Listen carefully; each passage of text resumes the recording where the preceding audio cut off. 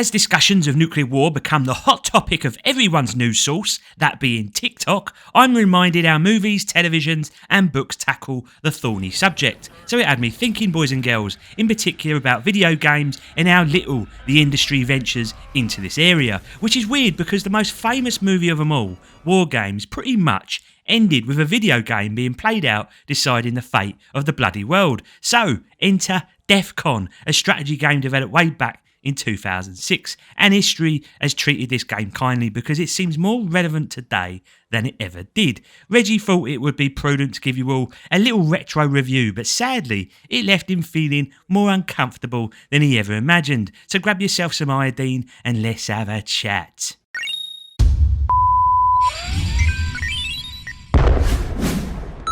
So the short review today is going to be a bit more story driven in that Reggie and the boys take the side of the US of A and will be taking on the lovely Russian people in all out nuclear war. Little note here, I love you Russians and I love you Americans. I ain't taking sides for one way or the other. All I know is Putin is a bit of a dick, but the people of Russia, we all love you. So let's just take this for what it is, which is just a showpiece of a game. DEFCON has a tactical world map that starts you out at defence condition 5. Yes, my pedigree chums, I will forever educate the lovely Cockney gamer gang. Here you get to lay down your limited defences where placement is crucial. In my very clever and strategic way, I threw down a load of radar systems in a random order to help give me early warning of impending ICBMs and other nasties. Next comes the air defences, which also act as your launch pads for lovely jubbly nukes.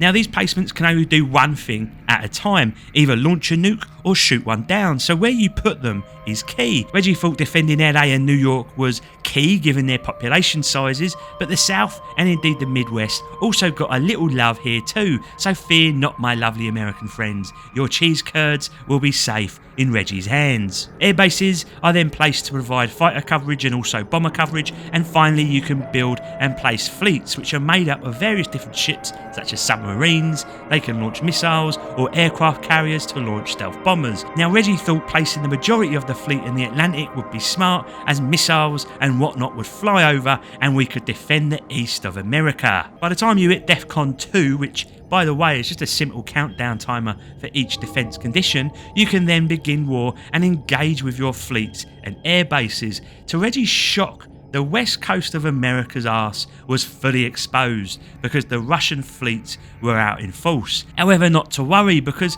my east coast fleet appeared to be totally unhindered, so on they marched to northern Russia in the hope of a surprise attack. DEFCON takes control of the fighter planes and the shooting and whatnot, so you really do feel like the commander-in-chief here, not having to worry about all that micromanaging nonsense. The purpose of these fighters and ships is really to minimise the attacking ability of the opposing forces because they can then take out your defences or offensive capabilities. Now when DEFCON 1 is announced, the gloves are very much OJ Simpson style because they are off. The release of nuclear missiles are then permissible. In the battle that preceded DEFCON 1, Reggie, he managed to do a lovely little sneak retreat of 3 submarines into eastern Russian waters.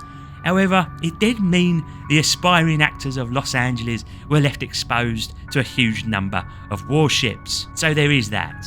Launching and timing your ICBMs is everything because you leave yourself open to attack once launched. The game does this lovely little announcement when a nuke is released somewhere on the map, making you pee your pants a little bit because it literally only takes 1 or 2 nukes to destroy a whole city. When you see those little nuclear symbols appear, you know it's time to buckle into your seats. In my situation, the Western Fleet was lost and Russia had a lot of bombers launching nukes on the west coast and it decimated some defences and air bases too. Oh dear Reggie, the good news is Californians no longer had to pay high taxes, and fear not, my Eastern Fleet was still going strong and would soon be in range of a defenceless northern Russia. However, looking back at the land of the free, I saw it was getting decimated and I was losing my ability to retaliate, and so it was time to do an Alec Baldwin. I pulled the trigger and I had my fleet of ships fire nukes at the west of Russia, targeting mighty Leningrad and Moscow. I then launched what was left of my capabilities from Eastern America and lobbed everything I had, and the tide of the war was about to change as nukes filled the sky and crossed the Atlantic into Russian territory. Millions died and things were looking up, people. Also, what was left of my defences was holding firm, and whilst half of America was lost, from Dallas eastwards, I had plenty of Starbucks still up and running, and those cheese curds of Wisconsin remained unscathed. After all my nukes were released, I sat there looking at my score, smiling ear to ear, seeing how the Russians were losing, and Reggie lad did the Americans proud.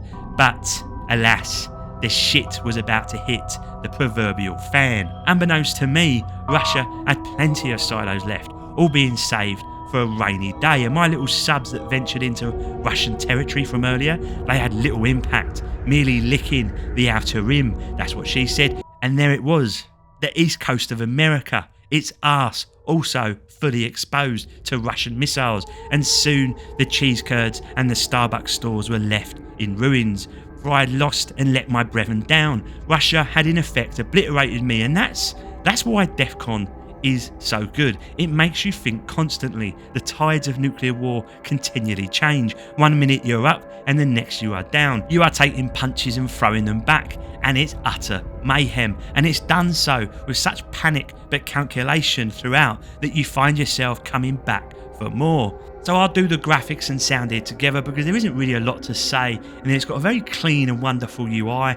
Icons look simple and you imagine it's exactly how it would be displayed on a computer screen in some bunker somewhere. Even when everything is going on around you, the clean interface pulls through and you never feel confused or unsure of what is going on. Then comes the sound, a slow and melodramatic musical score which sounds like a sub moving through the waters, and radar pings go off around you. And here and there you hear these little cries and screams of women and children, reminding you really what this is all about. DEFCON is an atmospheric and at times depressing game, and I think in a way that's what DEFCON wants you to feel, because let's be clear here, it's a great game. It's simple, it's wonderful, full of strategy that is easy to learn and difficult to master. It has tons of replayability and it's going to keep you hooked for many hours.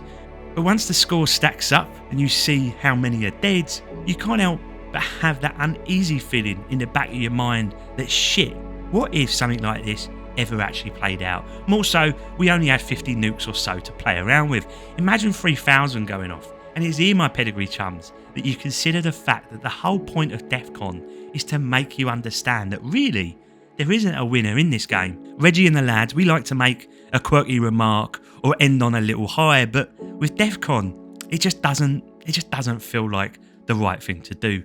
And with that, I wish you all a lovely day. Reggie out.